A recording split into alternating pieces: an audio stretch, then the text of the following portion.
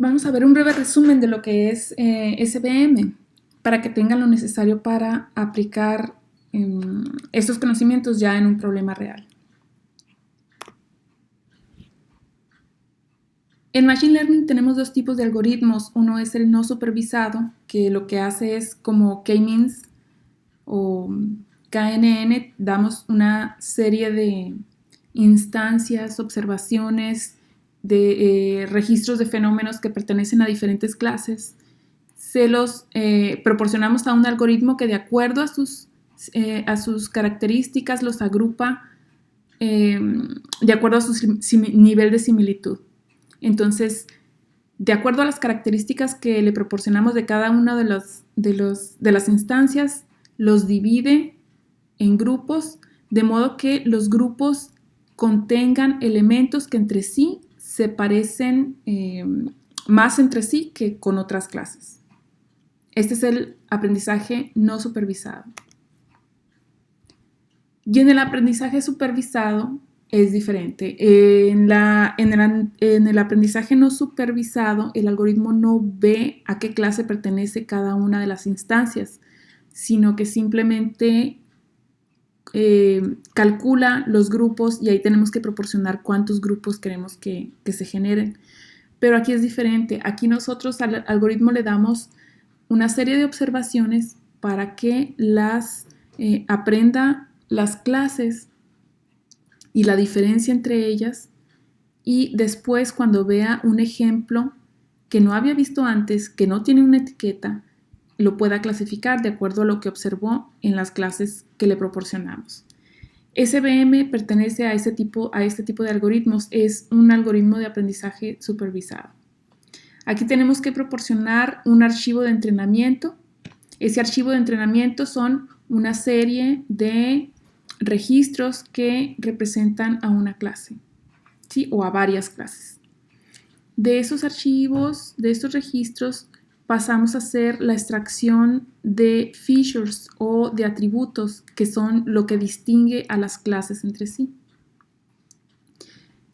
Cuando tenemos los atributos y nuestros datos listos, hacemos un entrenamiento del modelo. Esta parte lo que hace es el algoritmo revisa cada una de las instancias, revisa las clases y de acuerdo a sus características calcula una serie de datos que le servirán de decisión para más adelante, cuando tenga una instancia que no ha visto antes, determinar a qué clase pertenece. Entonces, esta fase del entrenamiento lo que nos regresa es un modelo. Este modelo está representado de diferentes maneras dependiendo del tipo de algoritmo y lo que contiene son criterios, cálculos, números que extrajo que describen las características de cada una de las clases. La segunda fase es la de la prueba o el test. Nuestra base de datos original la dividimos en entrenamiento y en prueba o en test. Una parte de nuestros datos que ya conocemos a qué clase pertenecen, las vamos a poner a prueba aquí en nuestro modelo para ver qué tan bien funciona o qué tan bien se clasifica o predice la clase a la que pertenecen nuestros datos. Entonces vamos a dar los datos de test, los vamos a pasar por el mismo preproceso por el que pasaron los datos de entrenamiento y los vamos a pasar a través del modelo que se generó en la etapa anterior, que fue la de entrenamiento, y este modelo lo que nos va a dar va a ser una predicción de a cada una de las instancias que le proporcionamos a qué clase pertenece. SVM, ¿cómo hace esto? Le proporcionamos nosotros una serie de datos o de observaciones, en este caso está gráficamente representado por manzanas y por fresas. Cuando ve las clases, en este caso están etiquetadas. Etiquetadas quiere decir que en una muestra, al final, en alguna parte tenemos una referencia de a qué muestra pertenece. En este caso, la instancia 1 pertenece a fresa, la instancia 2 a lo mejor pertenece a manzana, a la clase manzana, de modo que el algoritmo puede evaluar las clases y determinar un límite que servirá para dividir a estas dos clases de acuerdo a sus características, de modo que cuando nosotros lo ponemos a prueba y ve estas dos instancias que no tienen etiqueta y no se sabe si son manzanas o son fresas, el algoritmo pueda determinar a qué clase pertenecen dependiendo del lado del que se encuentran de este mismo límite que calculó. Y en base a esto va a designar una etiqueta para esas muestras. En este caso, como se encuentra del lado de las fresas, asigna la etiqueta de fresa a esta muestra y la etiqueta de manzana a la otra. Esto no quiere decir que sea la verdad absoluta. Nosotros conocemos la verdad de antemano, pero el algoritmo se puede equivocar. Sin embargo, esta división que calculó es la óptima para este problema. Este es un ejemplo, es la altura y el peso de hombres y mujeres. Son datos reales. De acuerdo a estos datos, el algoritmo calcula la división que separará ambas clases de acuerdo a sus características o a su comportamiento. Y a esta división se le llama hiperplano. En este ejemplo estamos viendo como algo bidimensional, pero puede tener varias dimensiones. Tenemos también los vectores de soporte, que estos determinan la distancia que hay entre la primera muestra y el hiperplano. Y lo que tratamos de hacer es que este margen sea lo más grande posible para que nuestra clasificación sea más segura. Hay problemas que son menos difíciles que otros. En este caso estamos viendo dos clases que son perfectamente diferenciables. Tenemos un buen margen aquí entre los vectores de soporte y seguramente nuestra clasificación será muy buena. En este caso, con con una función lineal podríamos determinar este límite. Pero no siempre es el caso. Vamos a ver este ejemplo.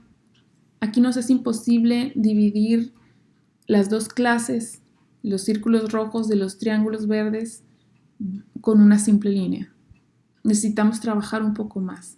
Entonces hacemos mano de funciones llamadas kernels, que lo que hacen es transformar mis datos a otra dimensión en la que me sea más fácil dividir estas dos clases. En este caso pasamos de 2D a 3D y esto es nada más para tenerlo visualmente claro y que lo captemos mejor. Transformamos estos datos a este otro espacio donde ya me es fácil dividir con un hiperplano las dos clases. Y tenemos estos dos kernels en SVM. Tenemos también uno lineal, pero no lo vamos a mencionar aquí. El polinomial y el RBF, ¿sí? Que este es el kernel universal, nos sirve y es muy eficiente y es muy bueno para problemas que sean lineales y no lineales. Entonces este es el que vamos a estar utilizando en nuestros problemas. Entonces el kernel lo que hace es que toma nuestras muestras, sus características y transforma mis datos de manera que pueda dividirlos de una manera más acertada. ¿Qué más necesito saber? Para evaluar el desempeño de mi modelo necesito saber qué tan bien lo hace. Lo que hacemos por lo regular para tener una mejor evaluación es con nuestros datos. Supongamos que esta es toda mi base de datos, todas las muestras que yo tengo. Lo que hago es que corro el entrenamiento y el test varias veces con diferentes sets de datos que voy a sacar de mi base de datos original. Entonces esta base la divido, una grande porción, por lo regular es el 80-20, 80% para el training y el 20% restante se lo dejo a test. Entonces corro mi entrenamiento con esta fracción de mi base de datos y lo pruebo con esta fracción de mis datos y aquí voy a tener un desempeño. La siguiente vez la vamos a correr pero con sets diferentes, una porción de training y una porción distinta a la del set anterior para la prueba, y así seguimos varias veces. Estos se llaman folds. Podemos tener un número diferente de folds, podemos tener 6, 10, los que queramos, pero el estándar por lo regular cuando empezamos a hacer pruebas con una K igual a 5, o sea 5 folds es suficiente. ¿Cómo determinamos qué tan bien o qué tan mal está el modelo? Bueno, sacamos el promedio de cada uno de estas pruebas y esa será mi medida final para determinar qué tan bien lo hizo mi algoritmo. ¿Y cómo es que sacamos o calculamos estas medidas? Tenemos estas tres. Podemos sacar precisión. Bueno, por lo pronto estas tres. Existen más, pero hablemos de estas tres. Precisión, que es los verdaderos positivos entre los verdaderos positivos más los falsos positivos. Recall, que es los verdaderos positivos entre los verdaderos positivos más los falsos negativos, y el F-score, que es 2 por la precisión por recall entre precisión más recall.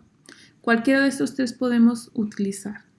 Si estamos haciendo una evaluación solamente entre dos clases, podemos usar otros tipos de medidas, pero por lo pronto nos vamos a quedar con esto. Para resolver los problemas tenemos la librería libsvm, que fue creada por Xin-Chung Chang y Shi Jinlin. Está en línea, es gratis y se puede bajar. Tiene interfaz para Python, para MATLAB y está muy completa. Fueron quienes dieron con este algoritmo, fueron los creadores del algoritmo y es la librería válida para hacer pruebas y hacer investigación. Vamos a utilizar esta librería con una interfaz para MATLAB.